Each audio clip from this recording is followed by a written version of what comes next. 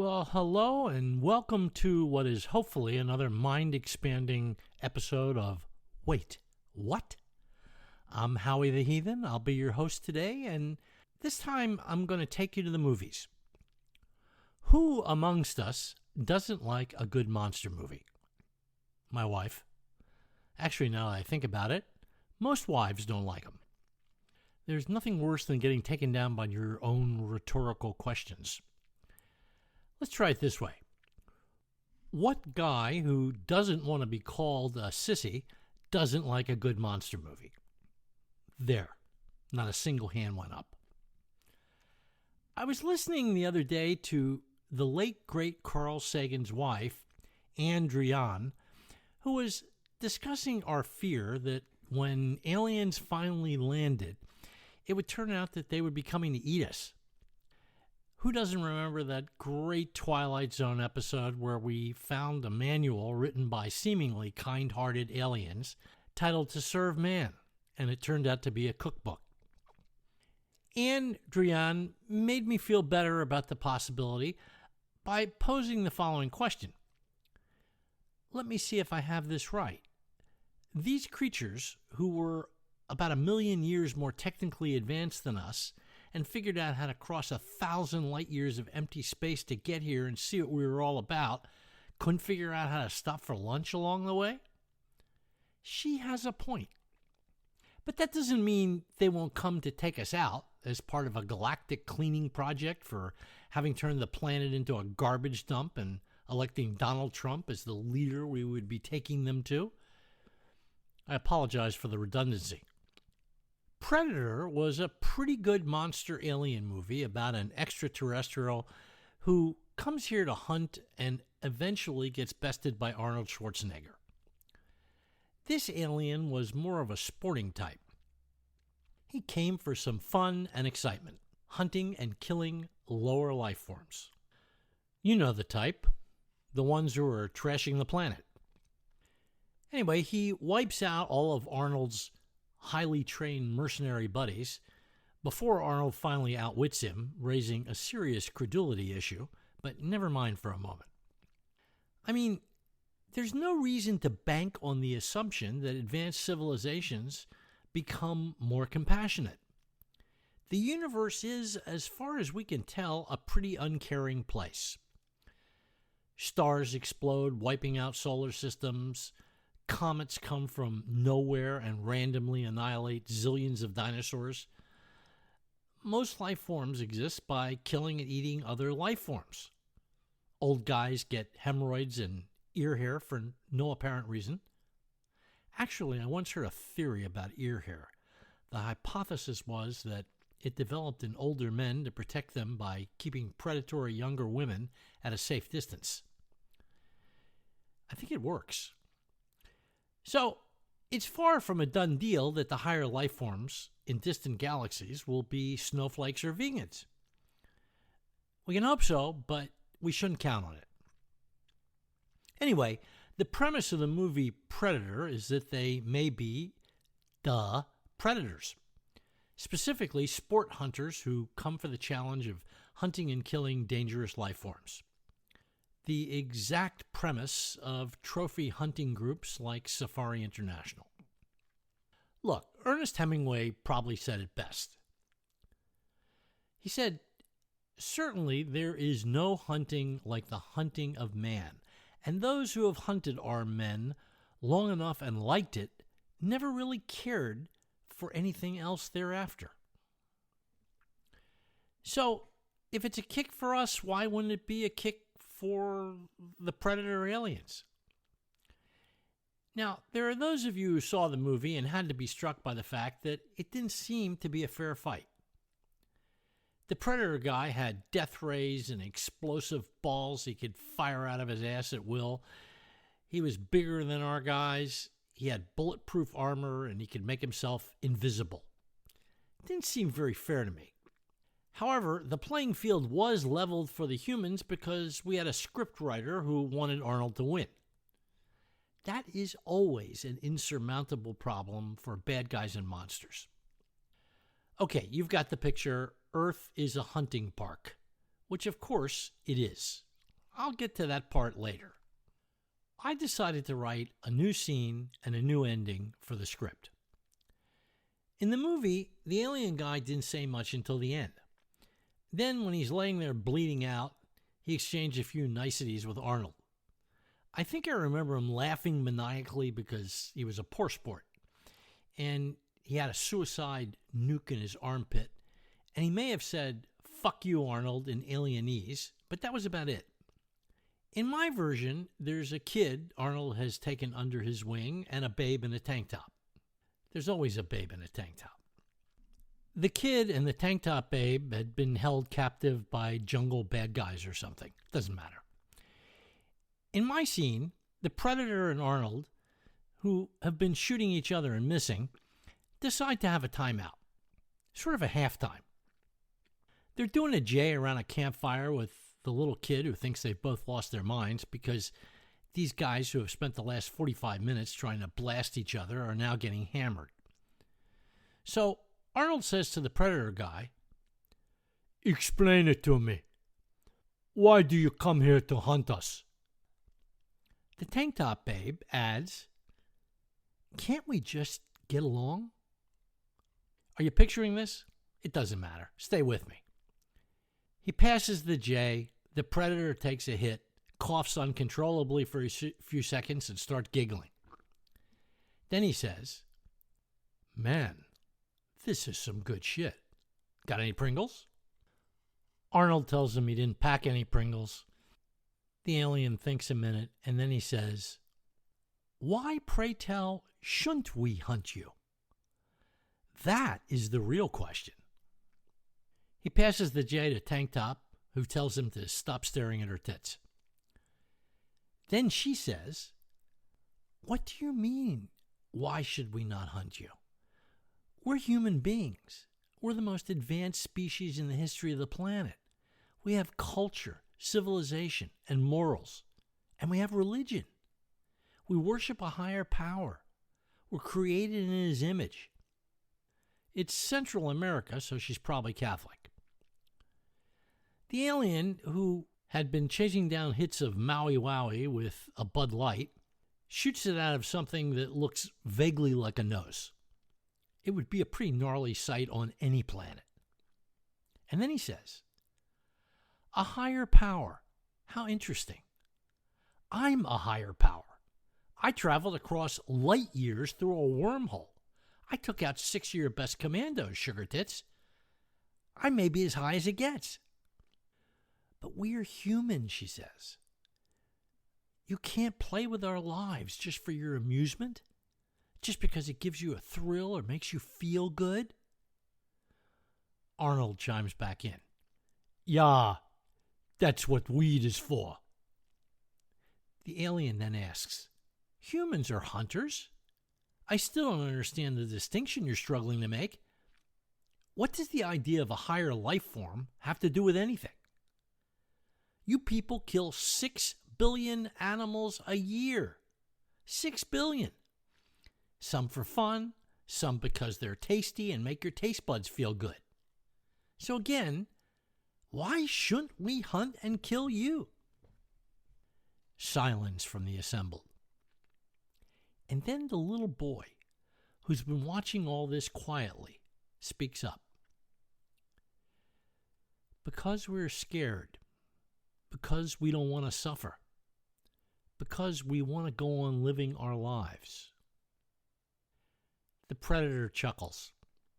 He stands up, turns to Arnold. "You people could learn much from him. Think about it." And then he disappears. Arnold married Tank Top. They adopted the Jungle Boy. They all became vegans and joined PETA.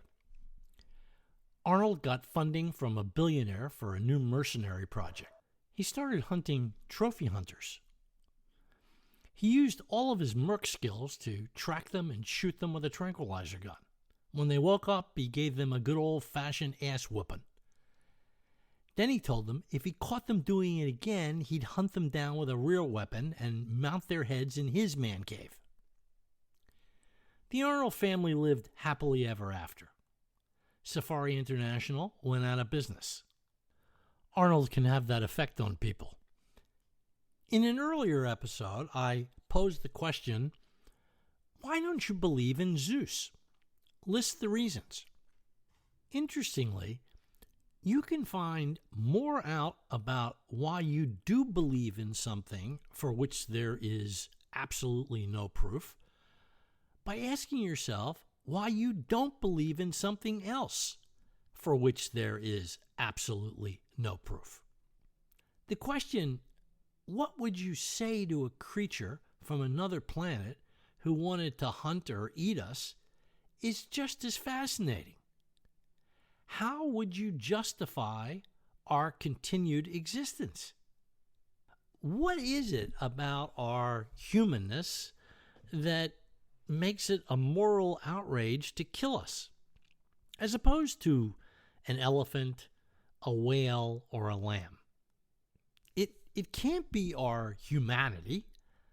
Here are the words that we associate as qualities of humanity: compassion, empathy, kindness, sympathy, pity, benevolence, tenderness, goodness, and understanding.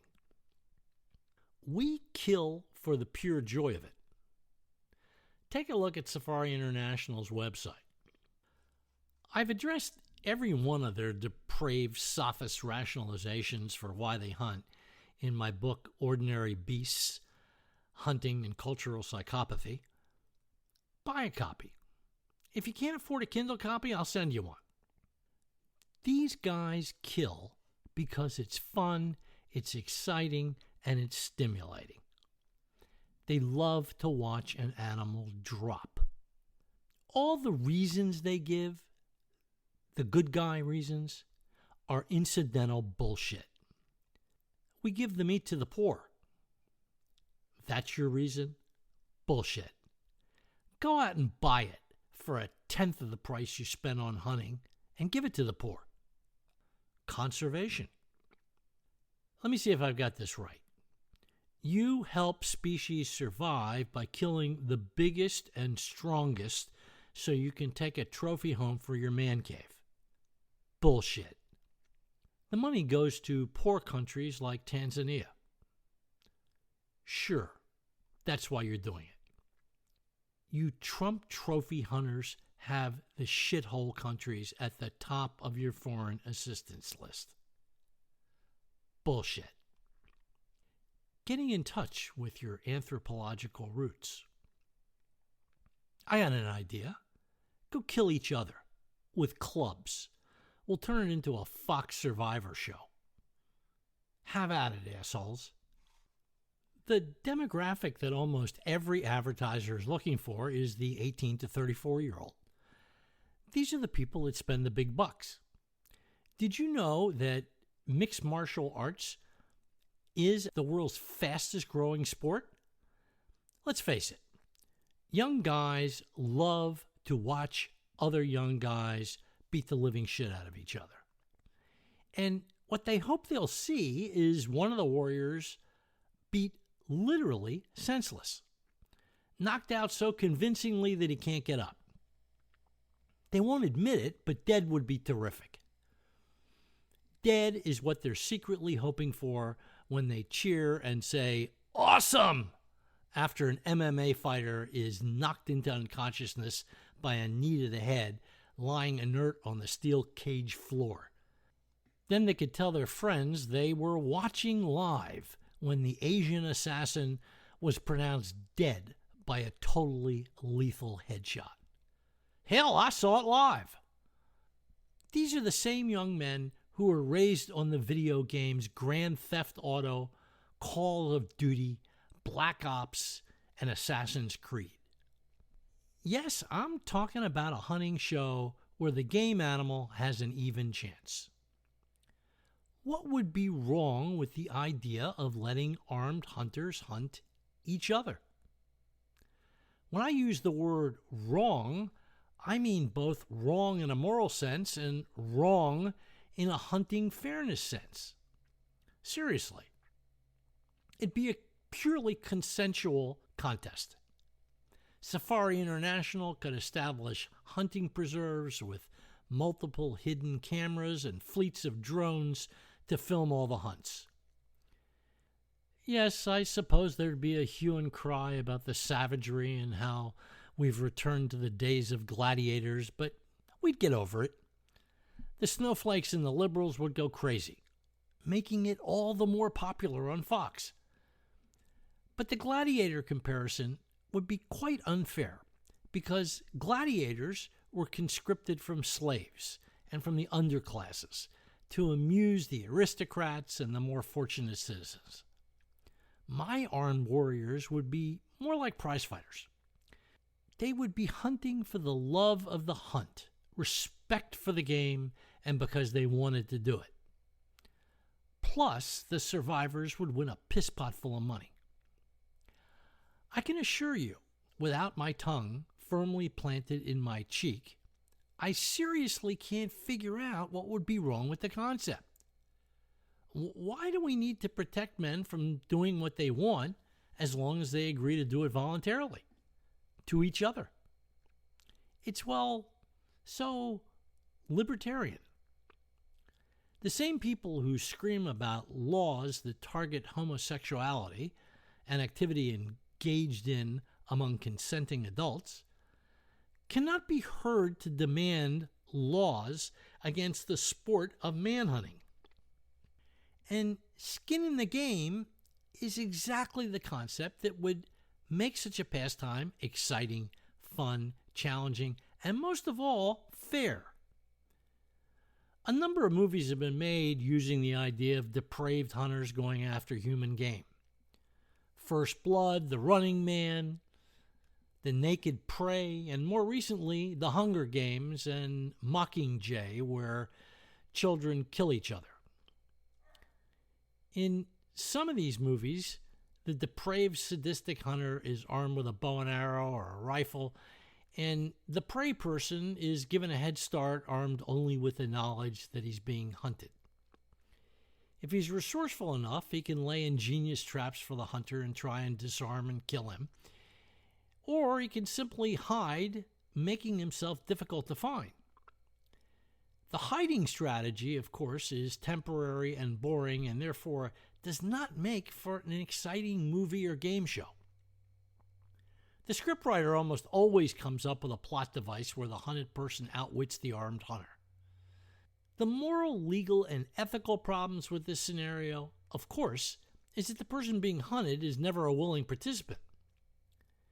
And although he almost always overcomes the odds that are heavily stacked against him and wins the game, the happy outcome where the bad guy meets a just end and is impaled or lured to fall off a cliff is what is technically known in the real world as complete bullshit.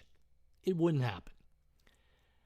I'm envisioning a game where the game animal participants are both armed with spears or short-range firearms like derringers.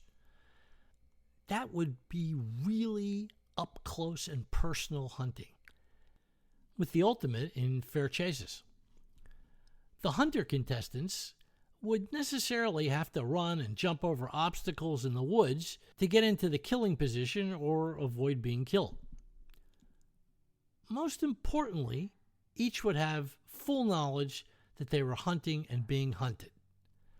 Unlike the grazing deer, elk, or moose, who have no idea that some dumb son of a bitch dressed in a $500 Bassland camo outfit is out there sneaking around, waiting to blast him off his feet while he's bent over having a snack. What's fair about that? In my show, the participants both have weapons, and in the event they both missed with their weapons, they could try and kill each other with rocks or sticks or hand-to-hand combat.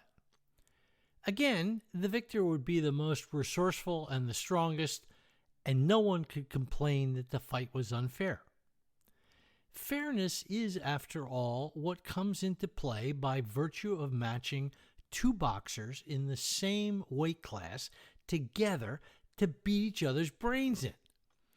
If one of the boxers decided to walk into the crowd and start pounding, say, a skinny little violinist, we could all agree that the fight would more likely than not be unfair. But who knows? Itzhak Perlman would be a tough hombre for all I know. First, the violinist would have no idea that he was about to be pounded into hamburger, and second, the two participants would be unevenly matched. Much like any grazing animal you can think of that is considered, quote, fair game, unquote. There would be nothing fair about it. There never is. But in my show, you could match guys in different weight classes.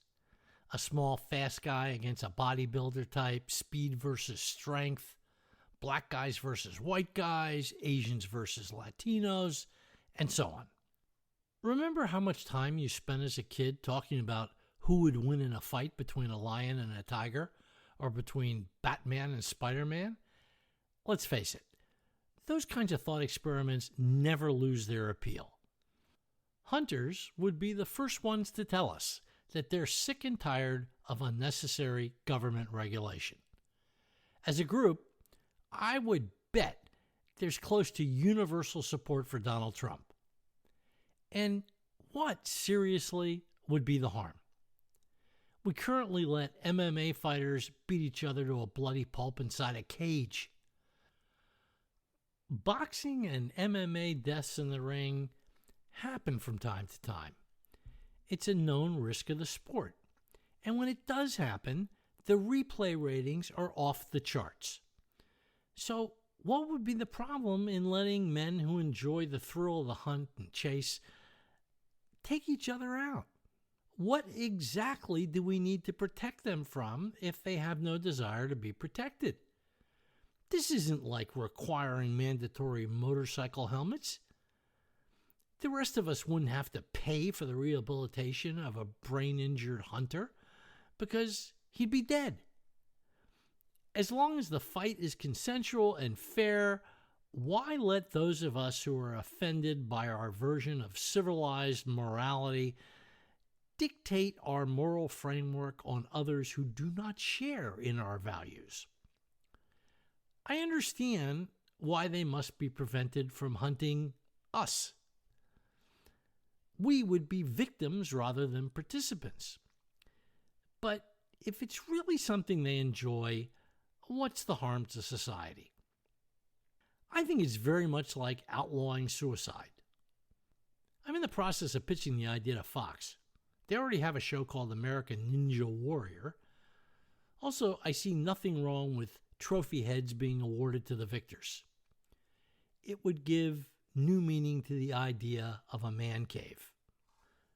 For those who find the idea of men hunting each other to be somewhat barbaric, but see nothing wrong with the sports where men routinely attempt to give each other severe brain injuries by delivering what's affectionately known as a good hit or the knockout blow, I would point out that such a sport would be infinitely more in keeping with the notion of fair chase than what takes place on any of the hunting shows currently available on cable.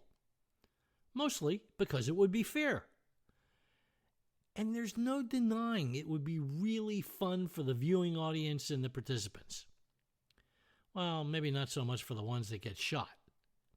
Getting shot can't be much fun. You know why I think Arnold's Predator came to Earth? I think he came to Earth to teach us. I'm guessing that most of you are on board with my anti-hunting rant. If you listen to me, chances are you are the choir. Hunters are bad, boo hunters. Fine. Here's part 2 of my inquiry. Why do you order veal marsala and leg of lamb? What are your reasons? I'll answer this one for you. This isn't a trick question. You order it because it tastes delicious. It's that simple.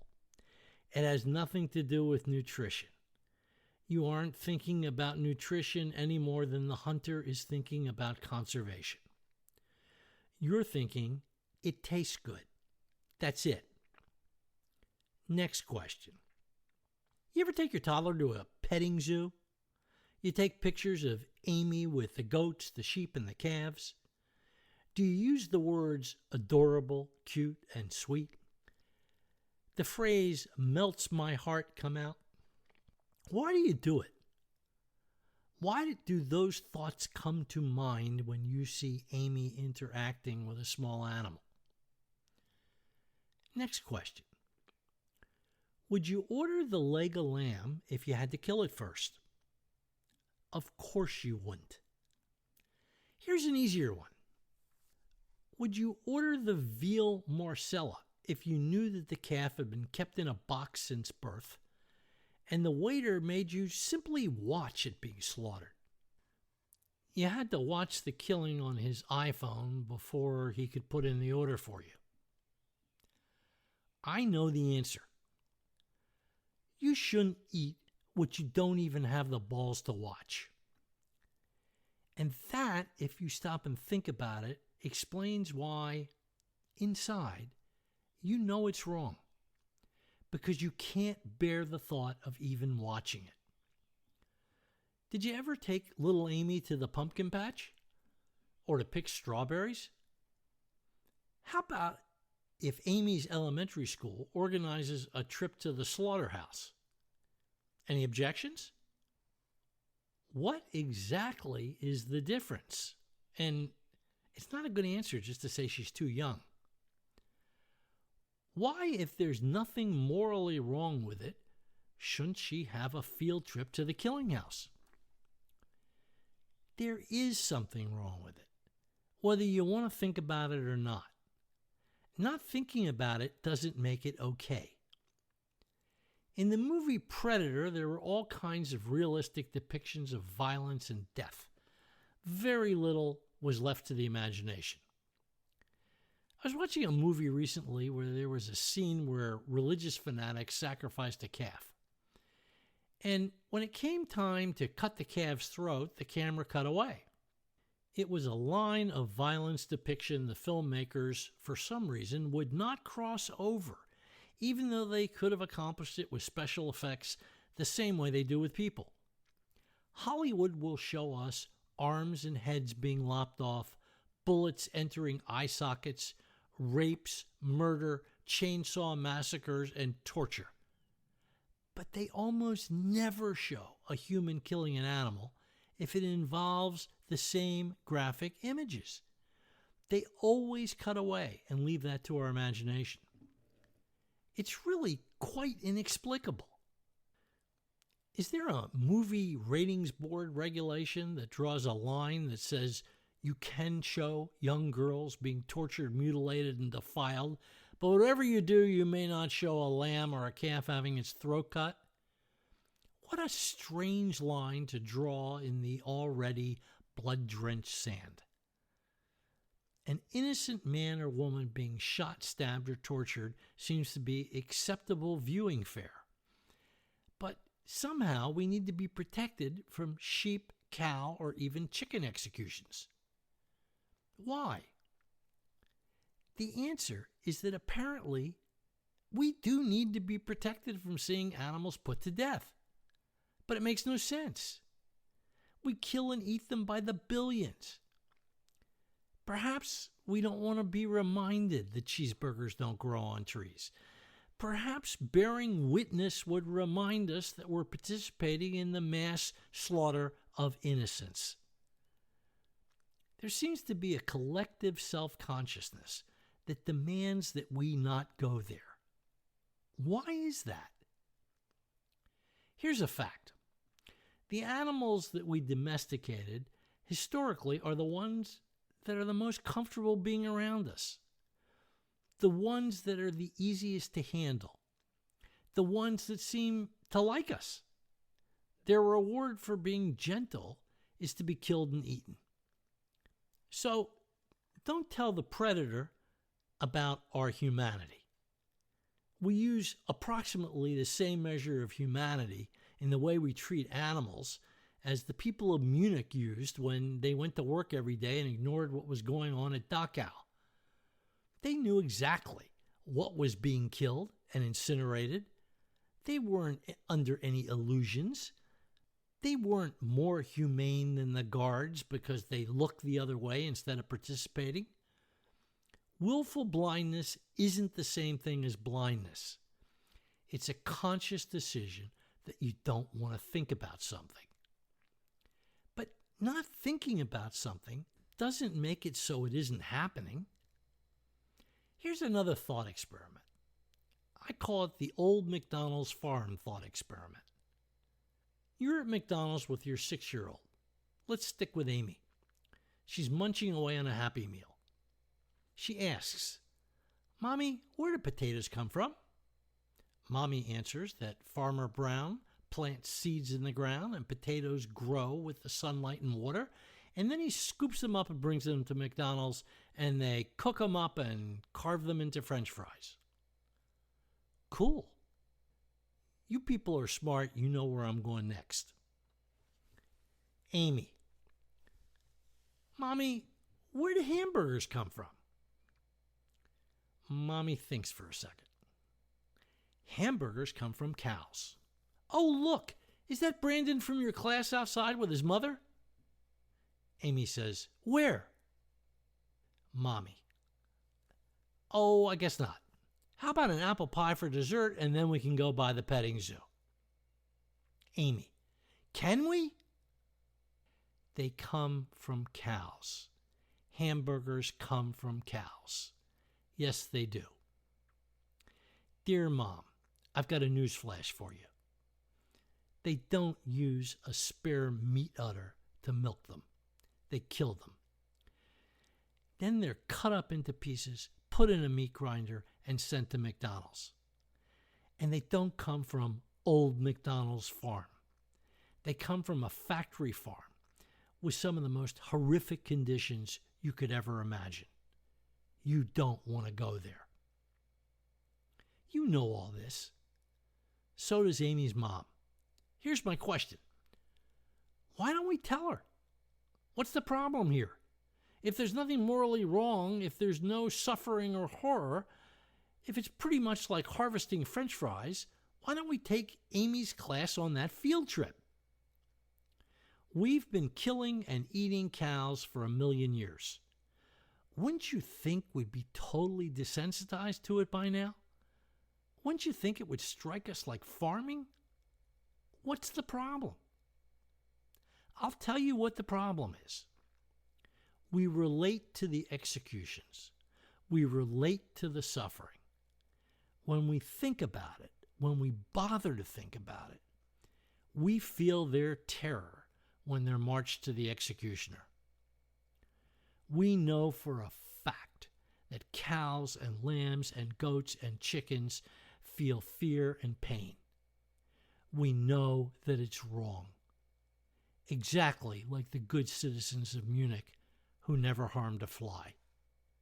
By the way, Arnold Schwarzenegger, movie's top tough guy, he's now a vegan. For true. So, I'm going to leave you with the question the Predator posed to Arnold. Because I let you off the hook. I let you duck it. Why shouldn't aliens kill and eat us? What would you say to them? How would you plead humanity's case? What in the hell is so great about us? We are the most prolific and thoughtless killers in the history of the planet. That's a fact. See you next time.